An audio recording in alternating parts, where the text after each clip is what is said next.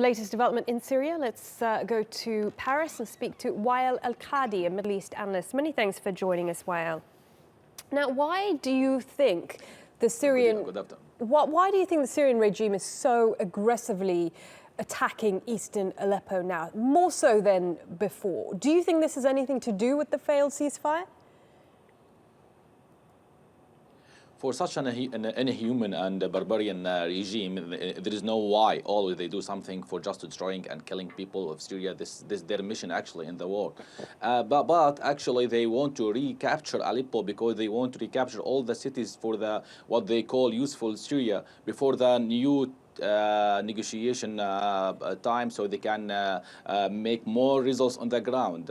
As for the ceasefire, I think it's there is no another ceasefire, because actually there is no ceasefire. I never seen such a ceasefire before in the whole world happened like this way and was active just like this way by air bombs and all that attacks. But I think there's no another ceasefire until the next election of the new USA president, unless there is no ceasefire on the ground, because it's a political ceasefire happened between the American and the Russian, and I don't think there is real ceasefire on the ground unless the Free Syrian Army took all Aleppo and bring it back to the freedom. That time we might have another ceasefire.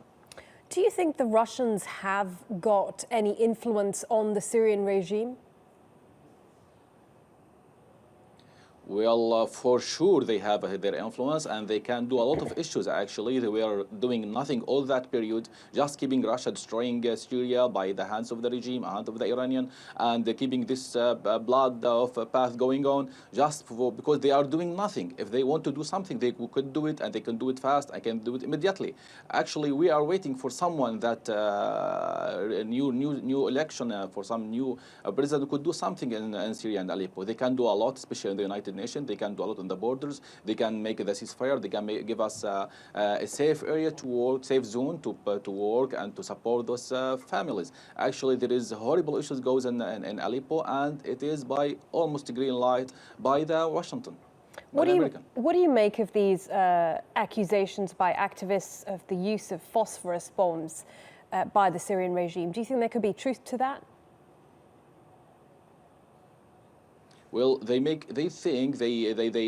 major attack, they think that's good for them. They could keep Aleppo with them. They could recapture east of Aleppo. They could, the activists now on the ground, they can do nothing. They can only stand more and more on that ground, and they actually insist of standing. You can see yesterday that the kids were swimming in the pool, in the big gaps that has been made by the bombs. That means we are staying there. We're gonna fight. We're gonna still stand, and I think there is more good news gonna come from Aleppo in the next days for the free Syrian people and for all the whole world.